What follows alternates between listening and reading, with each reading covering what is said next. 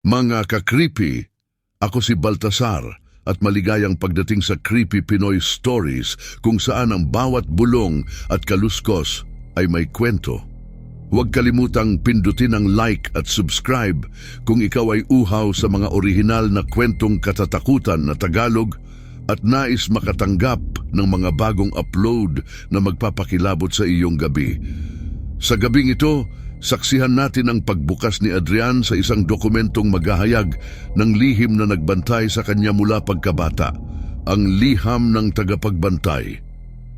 Handa ka na bang sumama sa kanyang pagtuklas sa mga nakatagong katotohanan at ang di maipaliwanag na koneksyon sa isang espiritong hindi niya inaasahang magiging gabay at tagapagligtas? Sa isang tahimik na silid ng kanilang tahanan, marahang binuksan ni Adrian ang bagong computer na regalo ng kanyang ina. Ang kanyang mga matay sumilay ng pasasalamat at kasiyahan habang unti-unti niyang inaangkin ang makabagong teknolohiyang ito. Salamat, Ama, bulong ni Adrian sa sarili, habang ang kanyang mga daliri ay masiglang kumakalikot sa keyboard. Habang inaayos ni Adrian ang kanyang mga personal na files, isang dokumentong hindi pamilyar ang kumurot sa kanyang atensyon. Liham ng tagapagbantay ang nakalagay sa pamagat. Ano to? Tanong niya sa sarili. Ang kanyang kilay ay bahagyang nakakunot sa pagtataka. Marahan niyang dinoble-click ang dokumento at nagsimulang magbasa ng mga salaysay mula kay Ligaya, isang babaeng nag-aangkin ng malalim na koneksyon sa kanyang yumaong ama, si Mang Ricardo.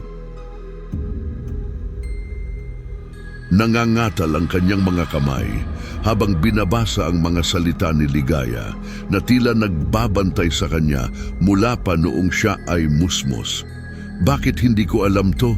Tanong ni Adrian sa kanyang sarili. Ang kanyang puso ay puno ng matinding pagtataka at kaba. Ang mga salitang nakasulat ay tila bumubulong ng mga lihim na matagal nang nakatago sa dilim ng nakaraan. Sa paglalim ng gabi, hindi maalis ang mga mata ni Adrian sa liham na kanyang binabasa.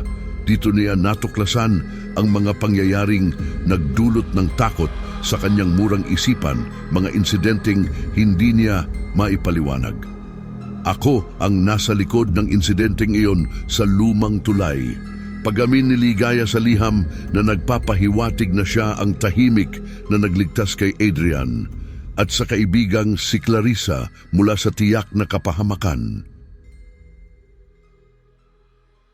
Paumanhin kong nagdulot ako ng takot sa iyo, ang malungkot na pahayag ni Ligaya sa liham. Ang walang hanggang pagmamahal ko at pangakong proteksyon ay para sa iyo, Adrian. Ang kanyang mga salita ay tila bumabalot sa silid na may kakaibang bigat na nagpaparamdam ng isang di makataong presensya. Habang lumalalim ang gabi at ang mga anino ay tila naglalaro sa mga sulok ng silid, isang tanong ang sumibol sa isipan ni Adrian. Sino nga ba si Ligaya at ano ang tunay niyang papel sa buhay ko? Ang pagkakatuklas na ito ay tila isang paanyaya sa isang mas malalim at mas madilim na misteryo na naghihintay na mabunyag. Kinabukasan, hindi mapakali si Adrian at agad niyang kinompronta si Aling Lourdes, ang kanyang ina, upang humingi ng paliwanag tungkol sa liham. Inay, sino si Ligaya? Bakit niya sinabing tagapagbantay ko siya? Tanong ni Adrian, ang mga matay puno ng pagtataka at pag-aalala. Aling Lourdes, na tila handa na sa pag-uusap na ito, ay huminga ng malalim at nagsimulang maglahad. Anak, si Ligaya ay hindi basta kaibigan ng iyong ama. Sila'y matalik na magkaibigan at ang pagkakaibigang iyon ay mayroong kakaibang lalim. Aniya, ang tinig ay puno ng paggalang at lungkot. Ibinunyag ni Aling Lourdes ang trahedyang ikinasawi ni Ligaya. isang pangyayaring bumago sa takbo ng kanilang mga buhay. Ipinaliwanag ni Aling Lourdes na bago mamatay, ipinangako ni Ligaya na babantayan niya si Adrian mula sa kabilang buhay. Hindi niya matiis na iwan ka, Adrian. Kahit sa kabilang buhay, nais niyang tuparin ang pangakong iyon sa iyong ama, paliwanag ng kanyang ina. Ang mga salitang ito ay nagdulot ng pagkalito at linaw kay Adrian na ngayon ay nagsisimulang maunawaan ang mga kakaibang karanasan sa kanyang buhay. Sa mga sumunod na araw, unti-unting natanggap ni Adrian na si Ligaya ay isang espiritong nagbabantay sa kanya at nagsimula siyang magbalik tanaw sa mga pangyayari sa kanyang buhay. Inay, noong ako'y muntikan nang malunod sa ilog at yung beses na parang may humatak sa akin palayo sa paparating na truck. Si Ligaya ba yun? Tanong ni Adrian. Ang boses ay halo ng pagtataka at pasasalamat.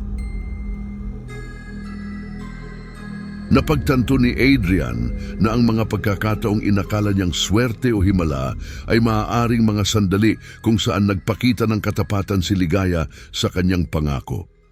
Mukhang hindi lang basta guardian angel ang meron ako, bulong ni Adrian sa sarili, ang puso'y puno ng kakaibang init at pasasalamat.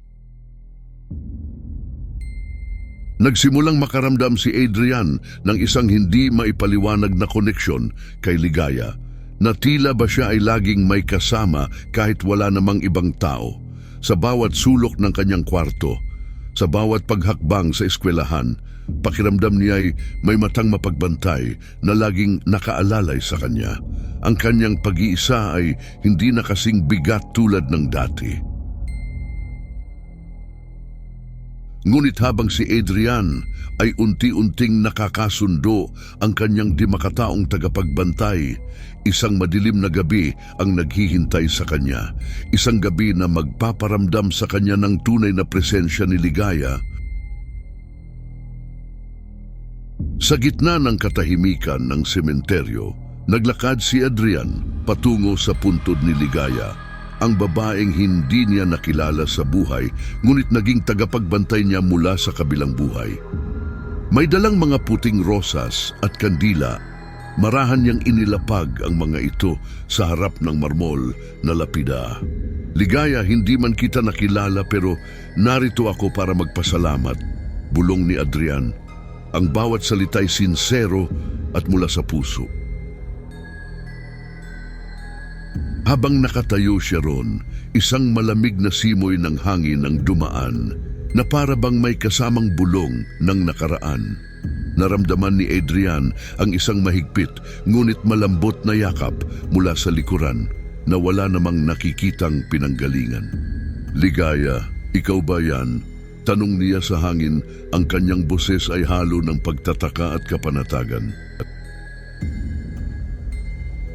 Ang kakaibang sensasyong ito na tila ba may mga kamay na humahaplos sa kanyang balikat ay nagdala ng kaginhawahan at kapayapaan sa kanyang nagugulumihanang damdamin.